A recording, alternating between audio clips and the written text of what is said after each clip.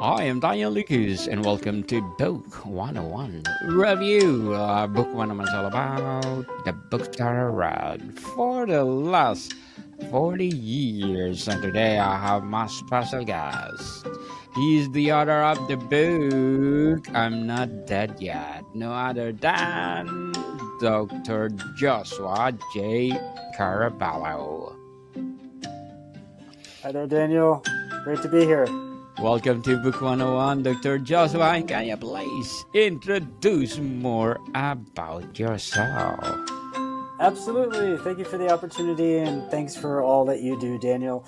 My name is Joshua Caraballo. I'm an industrial organizational psychologist living in Denver, Colorado, and I've written about quite a few of the different challenges that I've lived through in my life and how I've personally overcome those. And my point is to share my story with the world, to assist those who might be going through similar circumstances, to let them know that there's hope, also give them some solidarity, but definitely not to tell them that my way is the only way to go about becoming better.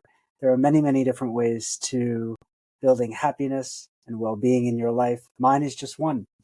Yes. Dr. Joshua Caraballo, thank you so much for sharing your knowledge and wisdom to the world. I'm not dead yet. How I turn my misfortunes into strength. What implies defiance and dark humor? What does this praise mean to you personally, and why did you choose it? Yeah, so defiance, is that the word that you used? I just want to make sure. Yes, Okay. defiance. Well, defiance can mean a lot of different things. I think one of the main thrusts of defiance is that when we're born, or soon thereafter, we kind of realize once we're able to really think about what life means, Yes. that life isn't very long. And when you're able to see that and understand that, the defiant part comes with, I believe, trying to do your very best for two things. How long can I live? And number two, how much well-being can I imbue into my life to make sure that for the rest of the course of my life, I am living as healthy as possible. So being defiant would be that every time we see life calling us, or the universe or God, whatever it is that you want to choose for your own trajectory. In other words, when the world throws you a bone, so to speak, in your process and you get sick, or you see a loved one get sick and you think this is not fair, the defiant part comes with helping yourself to process that and then doing everything in your power to overcome it and become a better person. It is much easier said than done, but I see true defiance as that. In addition to what's happening in the world, which I won't talk much about because we can all just turn on the news and see what's happening, especially here in the United States, defiance being when you are able to take actions that actually align with your inner values. And you're seeing that here in the United States.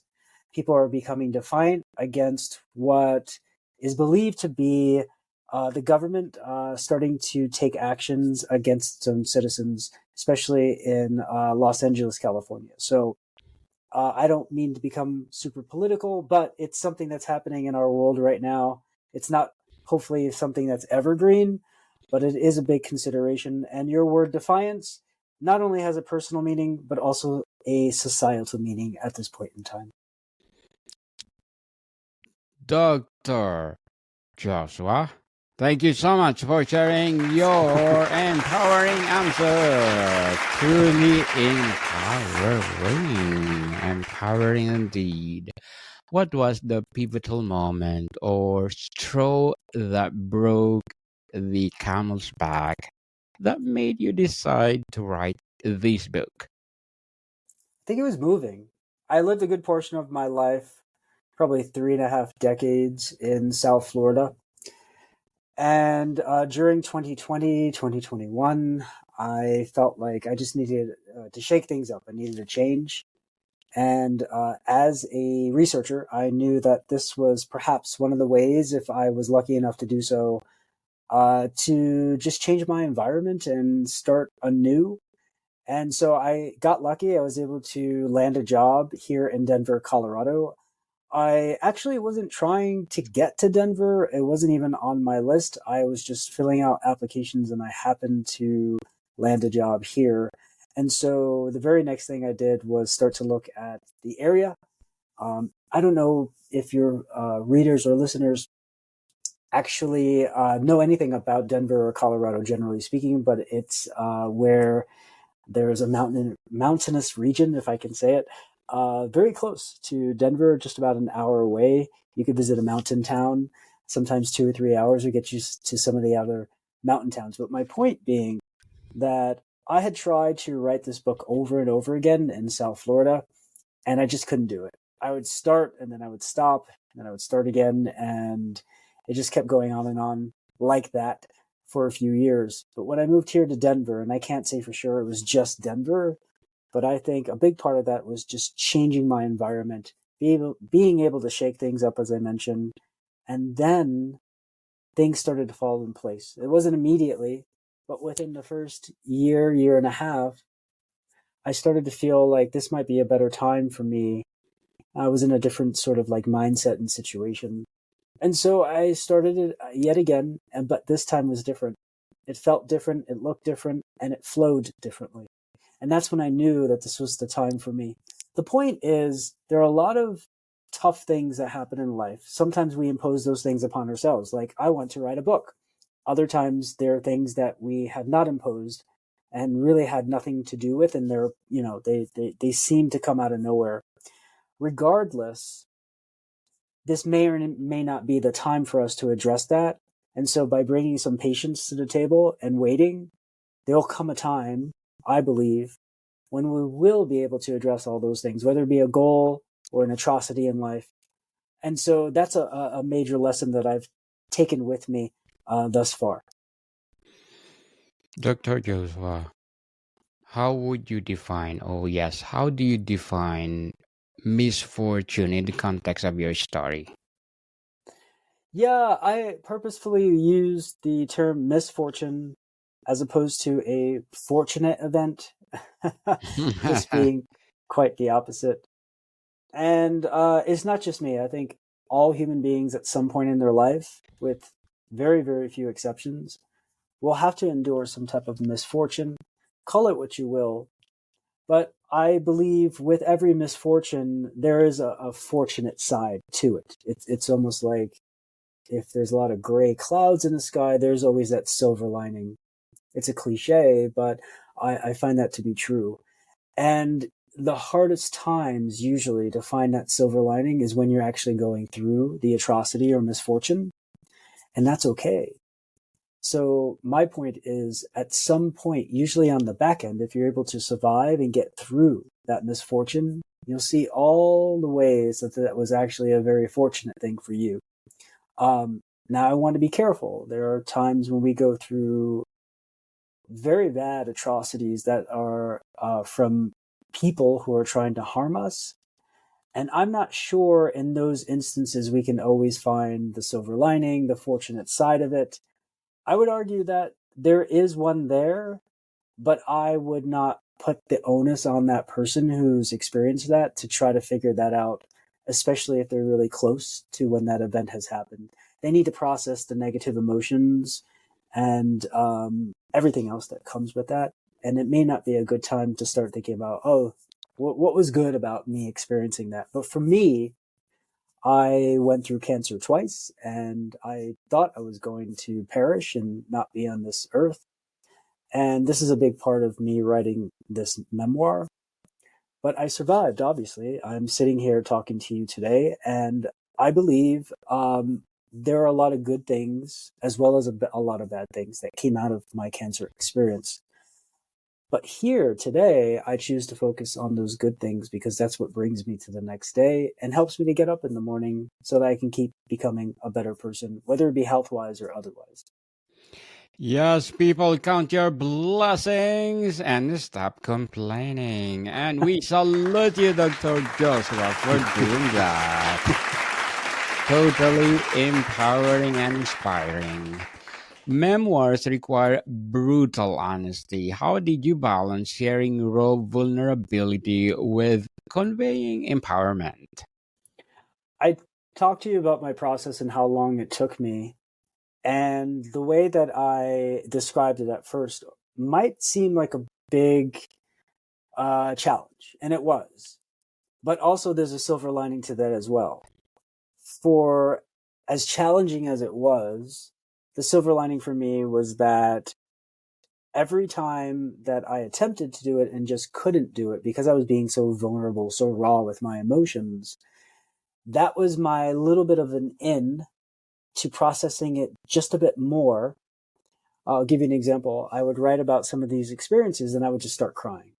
So I knew even though it had happened, the experience I was writing about maybe a couple of decades ago, it was still something that was with me that was very hard to process. And so by writing just a little bit of that and then crying and then I couldn't see in front of me and I couldn't write anymore, at least I did that little bit.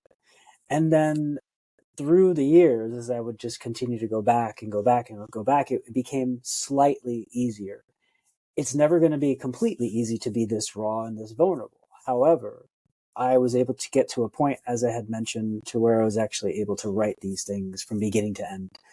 Um, and I think that was in part because I had started and stopped so many times before that I was giving myself, whether I realized it or not, the ability to keep processing and processing until the universe told me it was time and I was ready. So that's how I was able to process all of the negative things. And I'm still processing to this day, but that's how I was actually able to allow the process of writing the book to take place so that I can complete it and send it out there.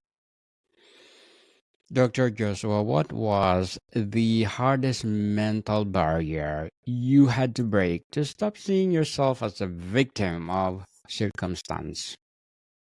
Well, it's different for everyone, but I can speak for myself, obviously.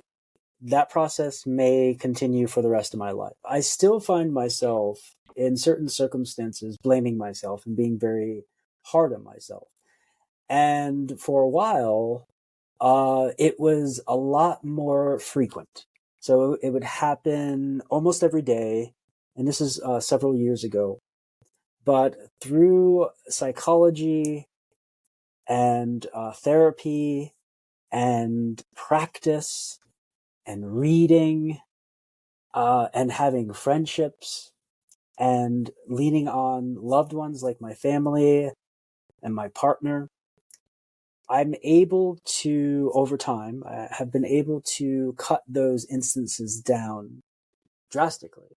So, although I will still, like I mentioned, find myself in situations where I doubt myself and I'm feeling like I'm not good enough, there's two main things that happen. Number one is I recognize where it's coming from, the past traumas and the responses that I've had from traumas continue to carry on through my adulthood. So that's the first thing. It's the recognition. The second thing is the processing time. Sometimes in the past, it would take hours, days, maybe weeks to get beyond a particular circumstance that would trigger or activate me and make me feel like I'm just not good enough.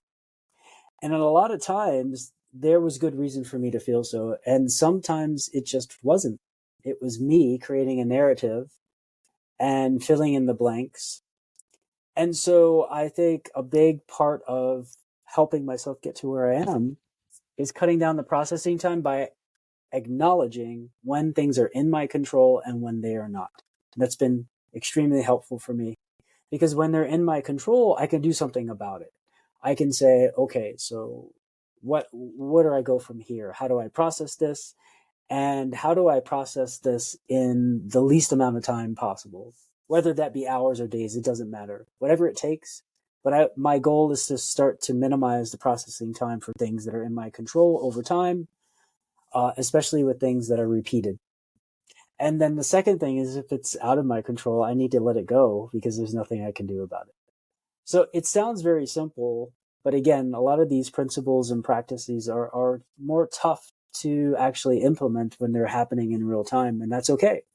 And I've been practicing this concertedly for like maybe 2 decades now. So I am very happy to see that these things are working for me. So I look forward to continuing that. And as I mentioned before, it could be for the rest of my life, and that's okay. Dr. Joshua, as industrial organizational psychologist as well as an author, what are your short-term and long-term goals? Oh my gosh, I have so many. I guess my short term goals, I've been working in a nonprofit arena now for 13 years.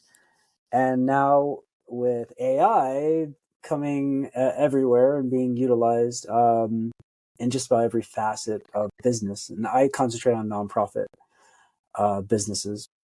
I think it's time for me to see if I could start learning more about AI outside of the occasional usage that I have on my own time. So that's a short term goal that I have. I'd also like to write another book, but this time a fiction novel uh, that I have been burning to start sitting down and writing an outline for. And then the long term goals are really, I want to leave a mark on this earth, if you will. This is part of the reason why I wrote the book, to see how I can assist people, especially those who have been marginalized and oppressed in our world, and helping them to see the value of positive thinking, which is not to diminish, deny, or ignore the negative, but it's to purposefully try to see again how we can create instances where we are able to process these negative emotions and circumstances to find better ways to navigate through life and become as healthy as we can be. I know I'll be working on that for the rest of my life, and I cannot wait to share what I have to share, knowing that it is but one piece of someone else's puzzle to figure out how they can do the same. And in the long term, I want to do everything in my power to help make that happen. Thank you for your advice, Dr. Joshua. Thank you so much. Truly empowering advice. And Absolutely. and what's one thing you hope readers take away and apply to their lives after reading I'm Not Dead Yet? The human experience is rife with all sorts of different types of challenges, opportunities, and everything in between. Especially these days, and those who live in the United States, although I'm not trying to ignore your global audience, but specifically for those listening in the United States, I want you to know that I see you, I hear you, and I know that you're out there. Whether you are just like me or similar to me in just one facet, my point is that this human experience can and should be one of the most amazing things in our worldview.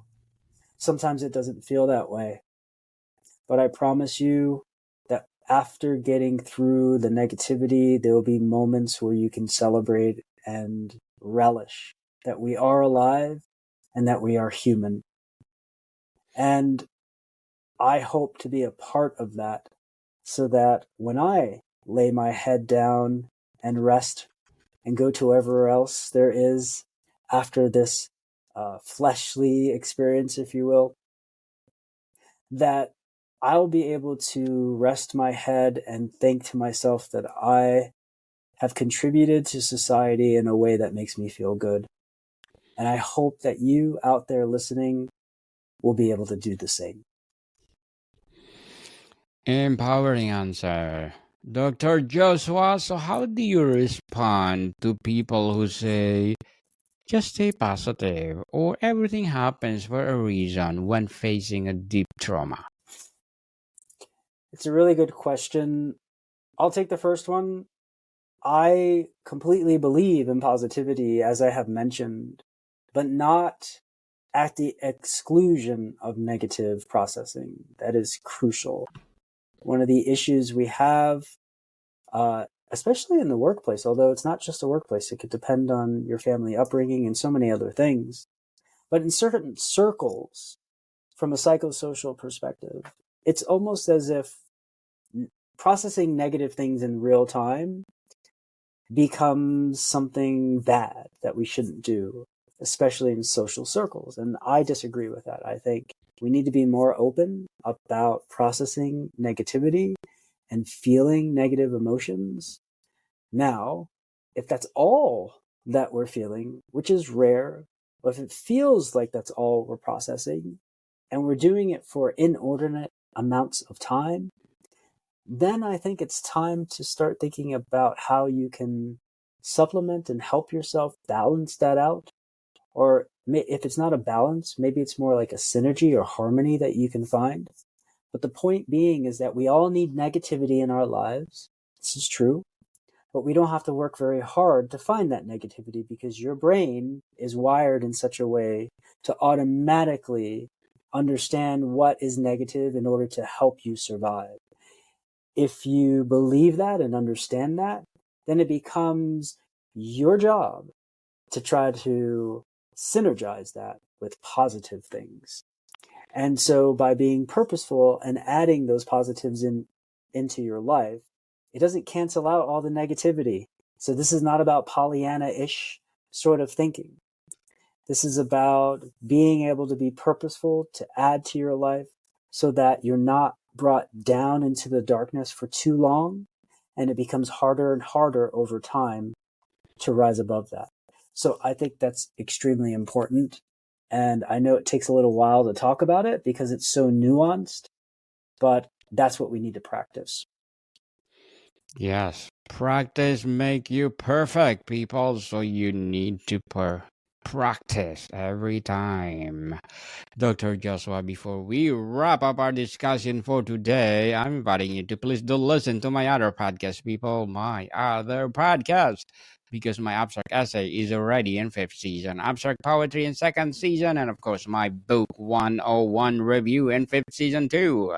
Comedy 101 in 2nd season, and Food 101 in 5th season as well. Geography 101 in 4th season, and my baby podcast, Law 101 and Mental Health 101. Love Letters in 3rd season, and Movie 101 review and Music 101 in its 4th season, and Science 101 and Sex 101 in its 1st season. Please listen to them wherever you listen your podcast.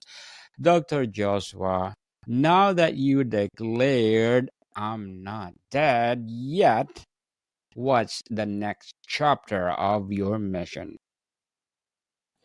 Oh, well, right now I'm concentrating on doing some local productions. I do some acting for theater, whether it be community theater or otherwise. And so I'm concentrating on doing that. I have a show that will be coming out towards the end of the summer, very close to here in Denver. And I look forward to just doing some more of that, maybe for this year and next year, in addition to, as I mentioned, seeing if I can sit down and start writing that next book. So hopefully that'll come out in the next few years. Looking forward for that, Dr. Joshua. Let's empower people all over the world through your writing. Indeed, your legacy to the world. So, can you please invite our listeners to support I'm Not Dead Yet? Absolutely. If you're interested, go ahead and get the book. You can go to drjosh.solutions. That's in place of the .com. So Dr. Josh, DRJOSH .solutions, spelled just like the word with an S at the end. And reach out to me if you like, via email or through social media, all listed on that website. And thank you so much for your time today, Daniel. It's been a pleasure.